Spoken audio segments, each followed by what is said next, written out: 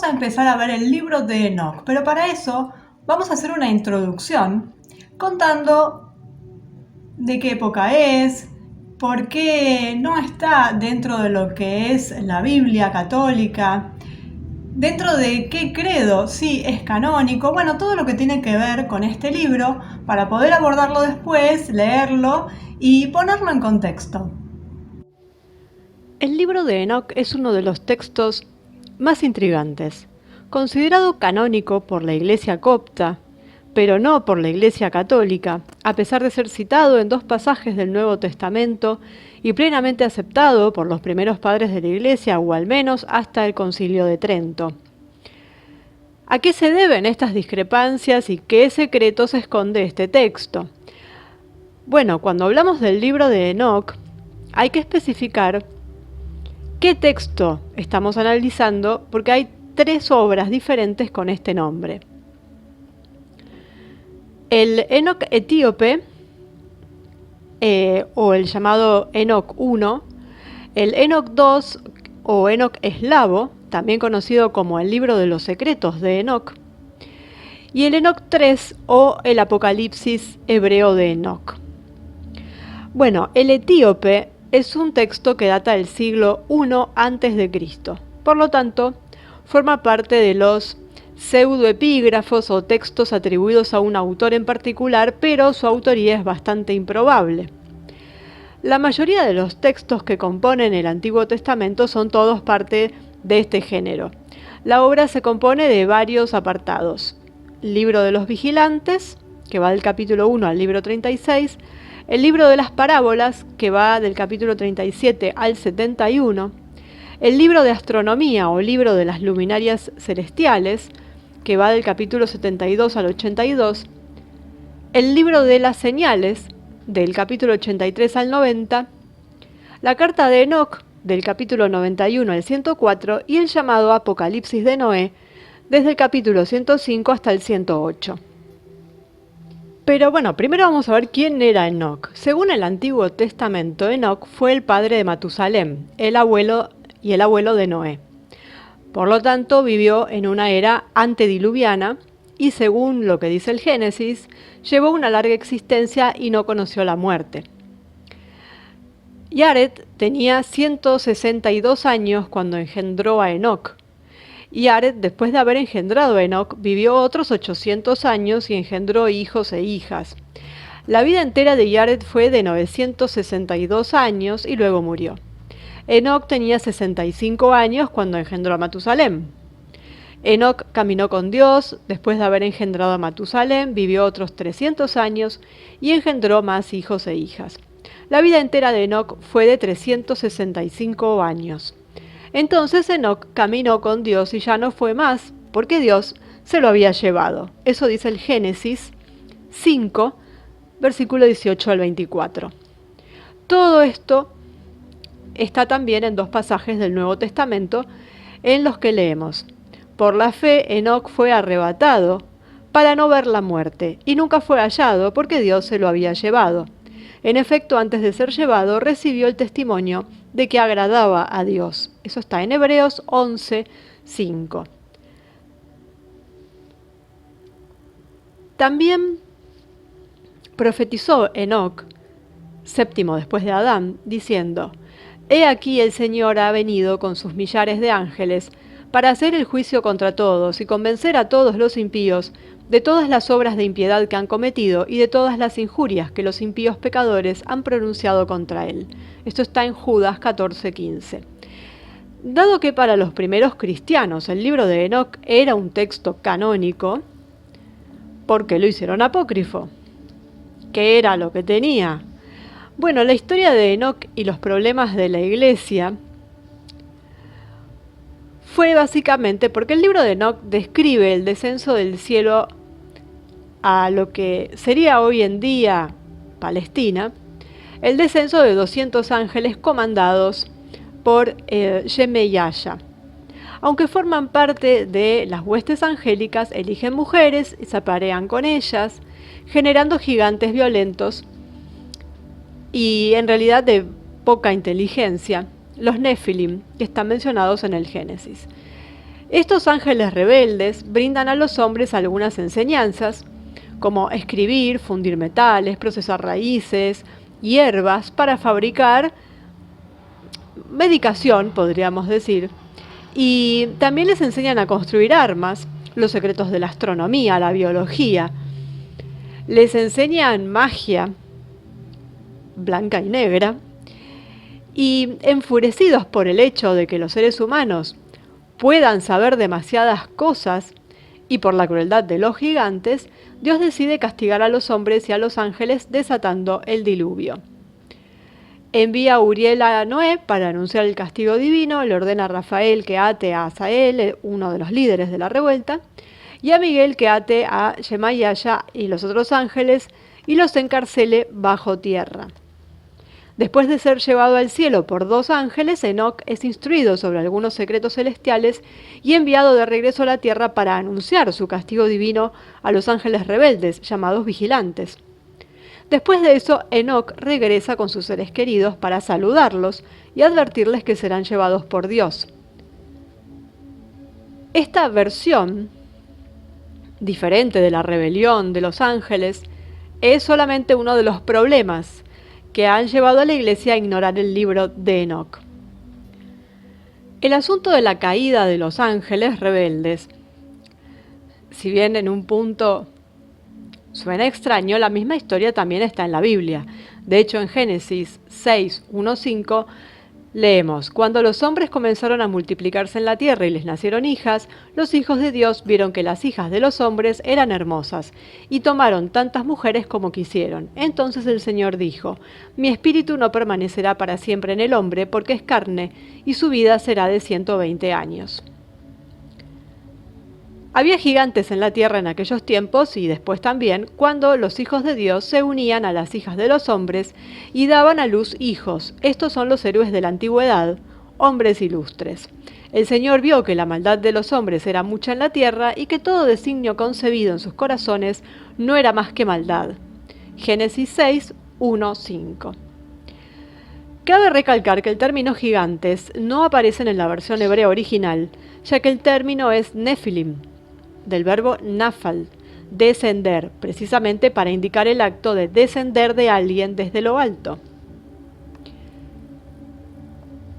La palabra gigantes sería en griego, es la traducción hecha desde el hebreo. Al traducirlo al griego, lo traducen por gigantes. En la traducción hecha por los 70 sabios. Y así alteran el significado. Al borrar el libro de Enoc de las Escrituras, la Iglesia ha asociado astutamente la caída de los ángeles con la rebelión de Lucifer, cuando por otro lado no tiene nada que ver con el hecho, porque son 2 cosas diferentes, si nos retrotraemos a los escritos originales en hebreo. Después de haber creado la figura de Satanás, de haberla asimilado a la de Lucifer, esto lo vimos ya en otro video, ¿qué significa Lucifer y a qué se refiere en la Biblia originalmente? Después de haber tergiversado los hechos alterando la verdadera historia de la caída de los ángeles, o al menos lo que se contaba en los primeros escritos originales, la Iglesia construyó un enemigo para Dios. Entonces ahí nos encontramos con las huestes angélicas, por un lado, las huestes angélicas buenas, las de Dios, y por otro lado tenemos a Satanás. No nos olvidemos que siempre tomando el original, el hebreo, se habla de un Dios entre otros dioses al que el grupo de los descendientes de Israel, de la casa de Israel, tenían que obedecer. Ese era el Dios que les correspondía a ellos, que era de nombre Yahvé. Que también es discutible porque, como todos sabemos, no se escriben las vocales, entonces estaban solamente lo que podemos llamar consonantes, porque se denomina todo de otra manera, pero el nombre estaba escrito en parte, le faltaban letras, porque no se pueden mencionar según la tradición y demás.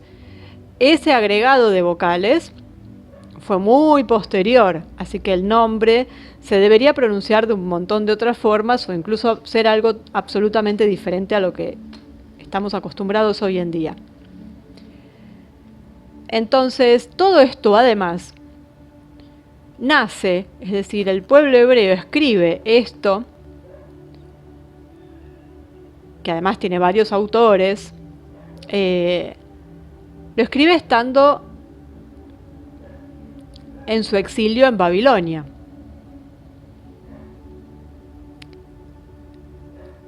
Sobre todo la casa de los levitas, que son los sacerdotes, que se refugiaron en Babilonia cuando fue la destrucción del templo.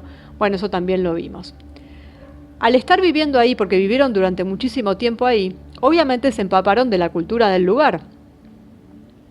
Y por eso, cuando leemos, en este caso, el libro de Enoc y otras cuestiones que están en la Biblia también, tanto en la católica como en los libros que están dentro, o sea, aceptados por la Iglesia romana, por la ortodoxa, por la copta, cualquiera que leamos, incluso los apócrifos, nos vamos a encontrar con cosas que ya estaban en las tablillas. Lo más trascendente es lo del diluvio, la creación del hombre. Están contados exactamente de la misma manera. Cambian los nombres propios, por lógica, porque son otros pueblos. Así como vimos que cuando se pasa de un texto sumerio a uno acadio, en donde hay muy poca diferencia de años y están en el mismo lugar y son prácticamente lo mismo, igualmente le cambian el nombre propio. ¿Cómo no lo van a cambiar si pasan siglos y además es otro pueblo? Pero están contando exactamente lo mismo. Entonces, nos están contando las tablillas sumerias con algún otro agregado en otro idioma, que luego es traducido infinidad de veces a diferentes lenguas, empezando por la traducción al griego, que es la que se introduce en Occidente, y que ya partimos de una base mala porque la traducción cambió absolutamente un montón de cosas. No podemos saber si todo fue adrede o si fue simplemente un error en la traducción. Hay palabras que existen en un idioma y que no tienen traducción y que hay que inventar algo, dar toda una vuelta para tratar de explicar lo mismo. Y en esa vuelta que uno tiene que dar, mucha gente se pierde y termina diciendo algo que no estaba en el original. El tema de las traducciones es muy complicado porque no necesariamente se cae en una mala traducción por malo, en el sentido de hacerlo a propósito, ni tampoco de ignorante, sino simplemente porque a veces es muy retorcido y sobre todo de qué lengua a qué lengua va. Y a eso le tenemos que agregar si encima quieren manipularla. Entonces ya tenemos un cóctel tremendo, ya partiendo de la base de que el original que se está traduciendo parte de otro, es decir, toma elementos de algo que estaba antes que ellos, de eventos que estaban contados y que habían sucedido muchísimo antes de que ellos existieran y que además estaban contados en otra lengua también. Entonces ya tenemos un desastre absoluto, en donde tenemos que escarbar para poder ver qué es lo que nos quieren decir. Y aún así es muy fácil ver los vestigios sumerios. Habiendo leído y conociendo lo que se puede conocer de las tablillas, leer a posteriori el libro de Enoc o la Biblia o cualquier apócrifo o lo que sea, ya se lo ve con otros ojos y se puede entender mucho más también, porque si no queda como un texto bastante encriptado o totalmente metafórico, se podría pensar. Y la realidad es que podemos ir recordando, a medida que vamos escuchando o leyendo, partes de los mal llamados mitos sumerios, acadios, babilónicos, y los vamos a ir viendo por ahí. Entonces, volviendo al libro de Enoc, si la caída de los ángeles pudo haber sido una de las principales causas que situaron la obra entre los textos apócrifos para las iglesias, exceptuando la copta, la etíope, hay cosas más interesantes al respecto. En el capítulo que viene, uno de los capítulos que vienen después de la cuestión de los vigilantes o de estos ángeles, que es en lo que le llaman el libro de las parábolas, dentro del libro de Enoc, Enoc dice, supuestamente, vi al anciano de los días cuya cabeza era como lana blanca, y con el otro, cuyo aspecto se asemejaba al de un hombre. Su apariencia estaba llena de gracia, como la de los santos ángeles. Entonces le pregunté a uno de los ángeles que estaban conmigo, y me mostró todo lo secreto acerca de este hijo del hombre, quién era, de dónde venía, y por qué acompañaba al anciano de días. Él me respondió y me dijo, este es el hijo del hombre a quien pertenece toda justicia, de quien toda justicia ha sido moldeada y quien revelará todo tesoro que ahora está escondido, porque el Señor de los Espíritus lo ha elegido y ha superado todo en eterna justicia a los ojos del Señor de los Espíritus. En primer lugar, Dios es llamado con el apelativo cabalístico de anciano de los días, y representado con el pelo blanco, de donde nace la iconografía cristiana de Dios. En segundo lugar, aparece un término que sugiere varias interpretaciones. Hijo del hombre. Según algunos exegetas bíblicos, este nombre debería referirse a Jesús, a quien se llama el Hijo del Hombre en varios pasajes del Evangelio de Mateo. Pero todo esto hubiera sido blasfemo e inconveniente para la Iglesia y para la naciente religión de Occidente, porque es una de las causas por las que el libro de Enoc fue prohibido y luego declarado hereje. Porque está el tema que Hijo del Hombre hace referencia a esto de los Nefilim. Entonces no puede haber confusión. Y esa parte en donde habla de los gigantes, los hijos de los hombres y todo eso, tenía que ser eliminado, porque si no podía darse a confusión con esto del Hijo del Hombre cuando se menciona a Jesús.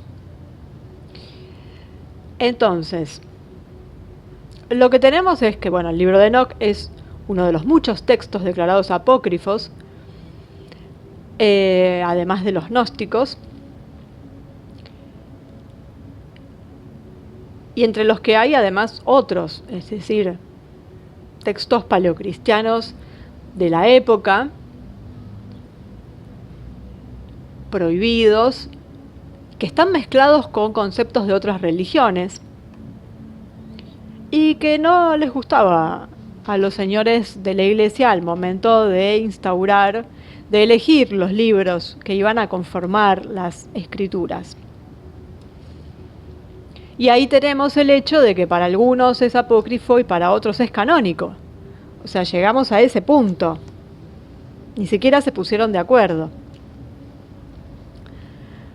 Entonces, todo esto de lo que tiene como referencia a la Biblia es muy intrincado, porque desde el punto de vista histórico nos está contando cosas que son reales, es decir, está tomando lo que ya contaron los sumerios, nos están contando historias de la humanidad desde el principio de la humanidad y nos cuentan lo mismo.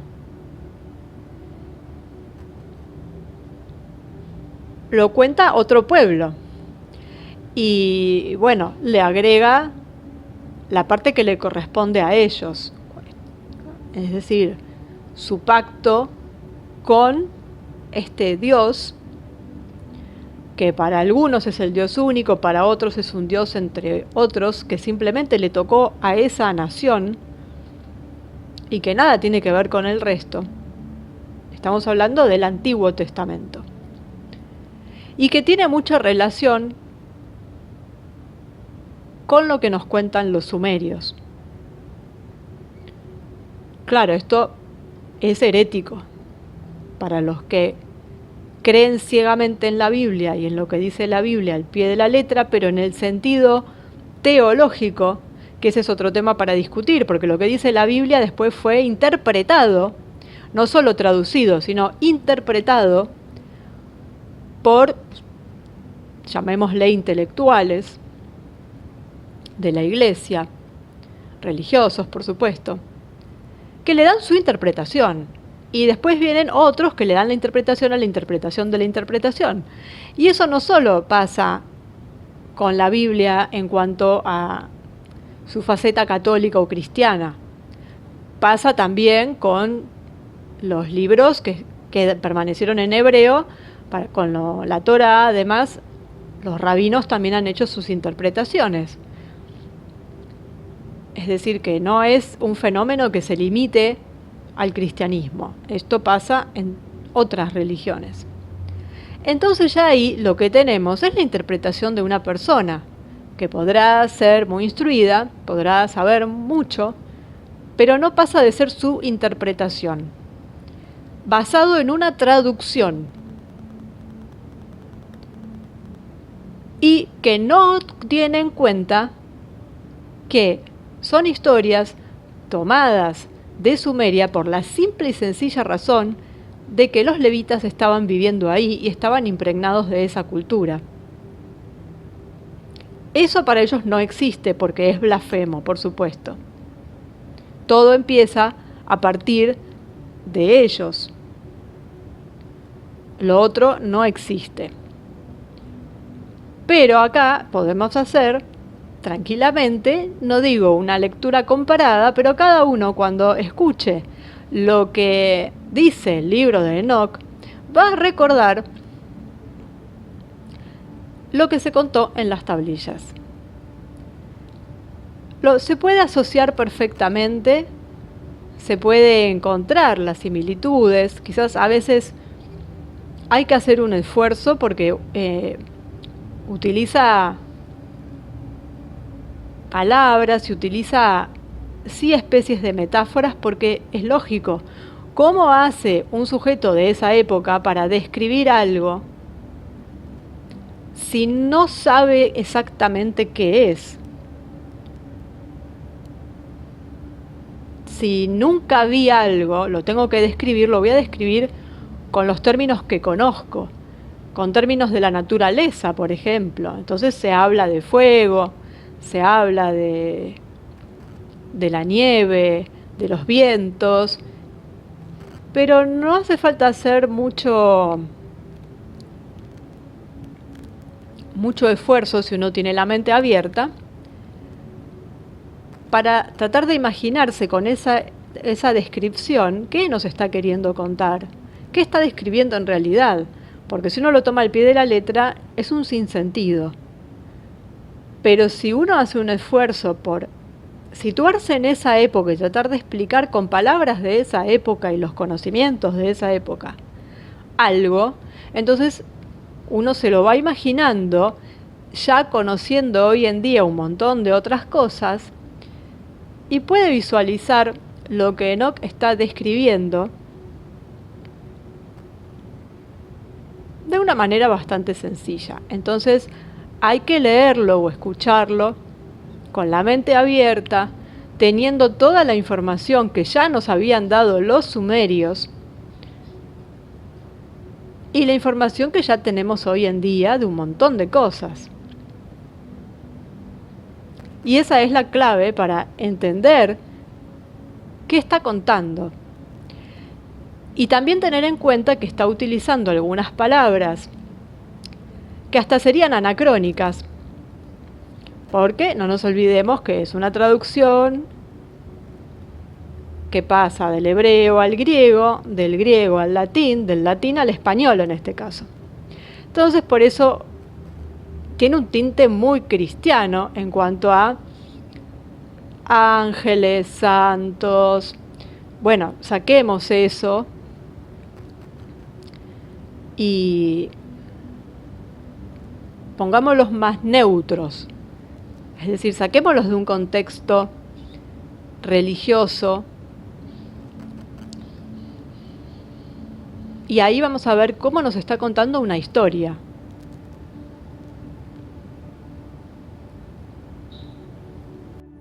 Entonces, a partir del próximo video, de esos intercalados, como siempre hacemos, vamos a empezar entonces a leer el libro de Enoc, el tradicional, el etíope, que no tiene una diferencia sustancial con los otros, sino más bien en la redacción, pero el contenido es el mismo y es el que más se utiliza y es el canónico dentro de la Iglesia copta. Así que a partir entonces del video que viene, no del otro, empezamos con el primer capítulo y vamos a seguir adentrándonos en el libro de Enoc.